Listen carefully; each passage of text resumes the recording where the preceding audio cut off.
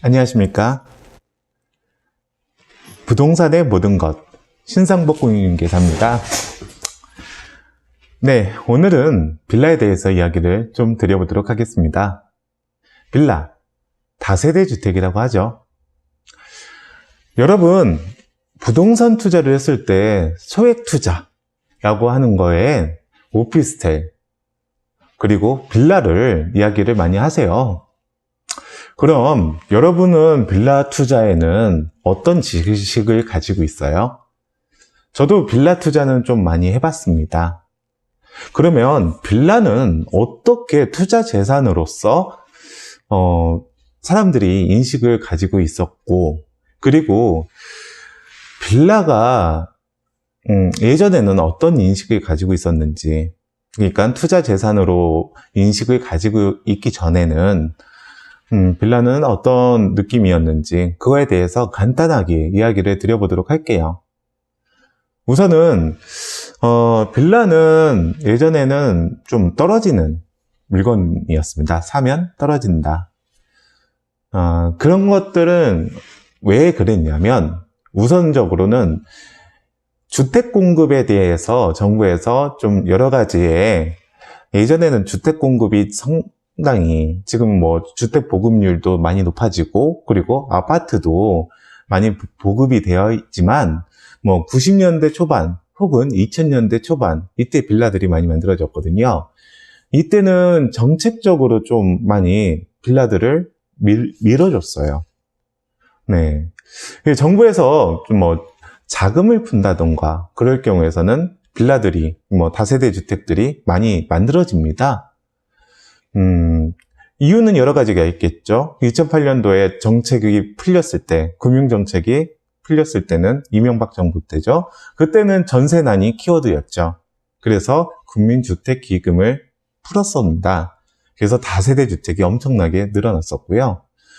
90년대 초하고 2000년대 초는 그때 당시에는 일반적으로 서민들의 주거 정책으로 인해서 금액들이, 그러니까 융자들이 많이 풀렸습니다. 그때는 실질적으로 분양 물건 기준으로 해서는 LTV가 100에서 120% 정도는 쉽게 풀렸습니다. 네, 지금도 LTV는 많이 풀리고 있어요. 왜 그러냐면 이게 신축이다 보니까 좀 매매가를 많이 올리거나 감정평가를 많이 받을 수 있게 하는 눈속임들이 많이 있거든요. 소위 말해서 어깨약서가 많다는 겁니다. 뭐 은행들도 모르는 건 아니에요. 모르는 건 아닌데 일반적으로 그렇게 해서 뭐 실입주금을 적게 하여 들어가는 경우가 상당히 많죠. 이야기가 상당히 갔는데 우리가 예전에는 빌라들이 사면 떨어진다라고 느껴지는 경우가 있었는데 그거는 아주 단순했습니다. 불편했기 때문에 그랬습니다. 주거로서는 상당히 불편했죠. 왜 그러냐면 딱 쉽게 말씀드리면 이겁니다.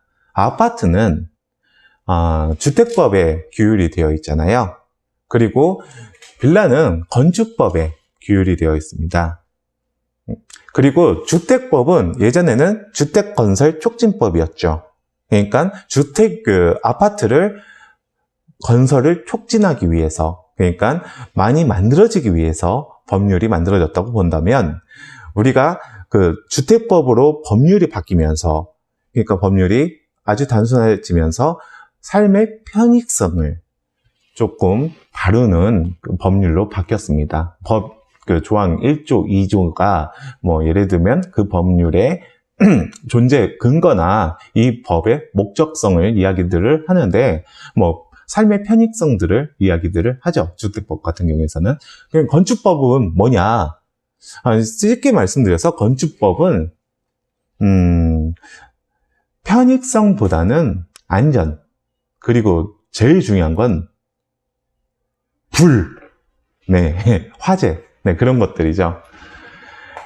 쉽게 말씀드려서 주택법 같은 경우에서는 동간 동 사이, 즉 1동과 2동 그런 동과 동 사이에 명확한 띄어져 있어야 됩니다. 그래서 뭐 이렇게 보행로나 아니면은 그 왔다 갔다 하는 그 차로 같은 것들을 구비가 되어 있고요. 뭐 지금 같은 경우에서는 그 뭐 지하로만 그 차가 왔다 갔다 할 수 있게 많이 그 아파트가 이거는 편익성으로 인해서 바뀌게 됐죠. 그래서 뭐 택배차들이 지금 뭐 문제가 되기도 하고요. 다산 신도시 같은 경우에서는. 근데 건축법은 예를 들어 보면 여기 건축 그 빌라 1동이 있고 빌라 2동이 있어요. 근데 여기 너무 가까우면 뭐 예를 들어 보면 법률상 2m 정도, 2m면 진짜 가까운 거잖아요. 그 정도로 띄어져 있으면 차면시설만 하면 됩니다. 차면시설. 즉 여기서 나를 볼 수 없게 차면시설만 하면 됩니다. 못 짓는 게 아니라 차면시설만 하면 돼요.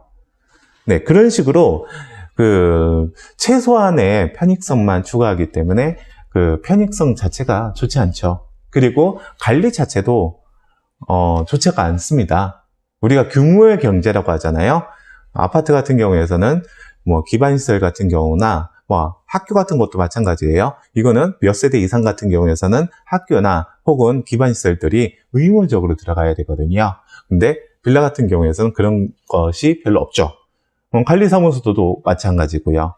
관리사무소의 관리력이 아주 좋지만 이게 세대별로 n분의 1 되기 때문에 아파트 같은 경우에서는 그 관리비 자체가 아주 부담이 없지만 빌라 같은 경우에서는 뭐 6층짜리 빌라, 5층 같은 빌라 같은 경우에서는 엘리베이터만 있어도 전기세가 꽤나 나옵니다. 그렇기 때문에 그런 부분들이 좀 문제가 돼요.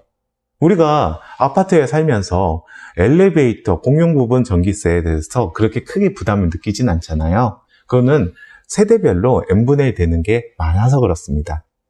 네. 그런 편익성이 떨어지기 때문에 문제는 구입을 하면 떨어진다라는 게 그 일반적인 통상적인 문제였습니다. 그럼 빌라가 가격이 계속 떨어지기만 했었나? 네, 떨어지기만 했었습니다. 문제는 빌라깡이라는 것들이 생기기 시작하면서 가격이 떨어지는 것을 더 심화시켰습니다.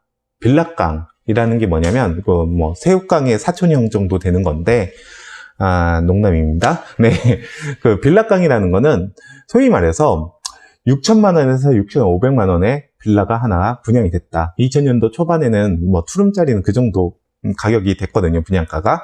그럼 2000년도 초반에 그 정도 빌라가 분양이 됐으면 국민은행에서 7천만 원을 융자를 해줬어요. 6천에서 6,500만 원의 분양가인데 7천만 원이 융자가 된 거예요. 그럴 경우에서는 취득세까지도, 네, 그 법무 비용까지도 융자로 다 해결이 되는 겁니다. 그러면은 어느 일이 발생이 되느냐? 쉽게 말씀드려서 지금 같은 경우에서는 빌라 하나를 건축과 그리고 분양까지 한다면 지금은 조금 힘들 거예요. 6개월 정도에서 8개월 정도 봐야 될 겁니다. 네. 근데 그때 당시에는 건축 준공된 빌라들이 한 30분, 20분 안에 다 분양이 됐었습니다. 한 8세대에서 오히려 뭐 인천의 모 빌라 같은 경우에서는 되게 유명한 사례가 있었는데 8동 한 동에 뭐 한 8세대 정도 있었겠죠. 네, 그 8동이 30분 만에 다 분양이 되는 거예요. 다 분양되는 게 뿐만 아니라 서로 싸웠어요. 폭행 사건까지 비화가 돼서 경찰까지 오게 되는 사태가 발생이 된 겁니다. 하나라도 더 가져가기 위해서 빌라를요. 어떻게 그럴 수가 있을까요? 네, 뭐 BTS 콘서트 티켓도 아니고 폭행까지. 그게 빌라깡 때문에 그랬습니다. 네, 빌라깡이라는 건 뭐냐면 부동산을 좀 아시는 분에게는 제가 그 문제를 드릴게요. 네. 우선은 6,500만 원짜리라고 하면 제가 분양을 받습니다. 분양가가 6,500이라면 그러면 국민은행에서 7,000을 융자를 해주겠죠. 그러면은 그와 다 법무 비용까지 다 냅니다. 중개 수수료는 들지 않겠죠, 분양은. 그럴 경우에서 네, 그 빌라에 1,600만 원 전세를 집어넣습니다. 왜 1,600만 원일까요? 여기서 부동산을 내 부동산 바닥에서 좀 놀았다 하시는 분들은 1,600만 원에 유레카 하시는 분들은 있을 거예요. 네, 모르시는 분을 위해서 말씀을 드리도록 하겠습니다. 바로 주택임대차 보호법의 최우선 변제금, 최우선 변제금, 우선 변제금에서 채자가 들어갑니다. 네, 채자가 들어간다는 거는 이거는 어마어마한 겁니다. 네, 경매 비용 다음으로 찾아갈 수 있는 돈이거든요. 1순위가 통상적으로 융자를 내가 받았다라고 치면, 경매가 들어간다고 한다면, 솔직히 말씀드려서 경매가 들어간다고 한다면, 지금 컴퓨터가 갑자기 꺼졌습니다. 네, 이런 저장 안 한 게 많은데 다 꺼졌네요. 네, 왜 이러지? 네, 경매가 넘어가게 된다고 한다면, 네, 줄을 세우거든요. 줄을 쓰시오 하면서 등기부 등본에 나와 있는, 네, 줄을 쓰게 되는데, 우리가 융자를 우선 받고 소유권 이전하면서 융자를 설정을 한 다음에, 그 다음에 전세를 집어넣잖아요. 1,600만 원.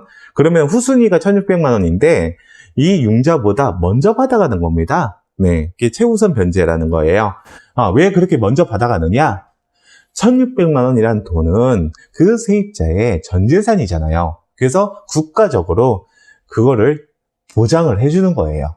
네, 그런 정책적인 이유로 인해서 최우선 변제 금액을 하는 건데, 그게 연도마다 주택임대차 보호법 시행령으로 바뀝니다. 네, 이게 시도마다 바뀌기도 하고, 네. 연도마다 바뀌는데 기준점은 융자 기준점으로 잡고요. 그건 나중에 얘기를 드리도록 할게요. 그럼 1,600만 원 전세를 집어넣으면 어떻게 되느냐? 7천만 원을 우선은 융자를 제가 받았잖아요. 네, 제가 받은 건 아니죠. 차명으로 분양을 받거든요. 노숙자분들, 이렇게 아시는 분들 중에서 소위 말해서 명의가 날아가도 신용불량자가 돼도 괜찮은 분들, 네, 그런 분들 명의로 받거든요.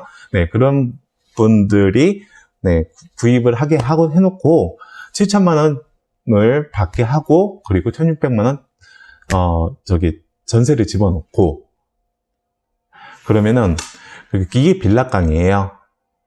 우선은, 취득세에서, 네, 다 빼고, 얼마 정도 내 돈 하나도 안 들어가는 상태에서 1,600만 원 내가 받죠. 그리고 경매가 넘어가도 1,600만 원 전세 들어간 사람들, 네,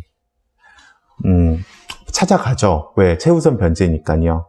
그러면 누가 손해를 보냐? 은행이 손해를 보겠죠. 그러니까 빌라 하나를 분양을 받으면 1,600만 원씩 버는 겁니다. 실질적으로 우리가 모든 이런 사기에서는 원가가 있잖아요. 원가는 있습니다. 통상적으로 명의자분한테 돈을 줘야죠. 네, 100만 원 정도 명의비를 줍니다.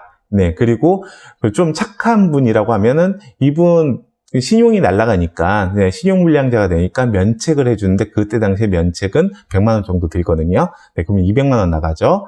또 1,600만 원 전세를 맞춘 중개사한테 100만 원씩 줬습니다. 그때 당시. 네, 그러면은 중개사들도 상당히 쉬워요. 왜? 신축이니까. 1,600만 원이면 아무리 2002년도라고 하더라도 신축 빌라를 1,600만 원이면 아주 쉽게 임대가 들어가죠. 그 대신에 이렇게 이해를 해야겠죠.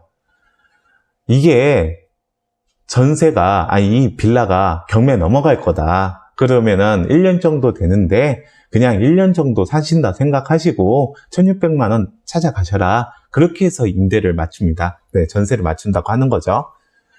네, 그렇게 해서 많이들 빌라 깡이 되는 거예요.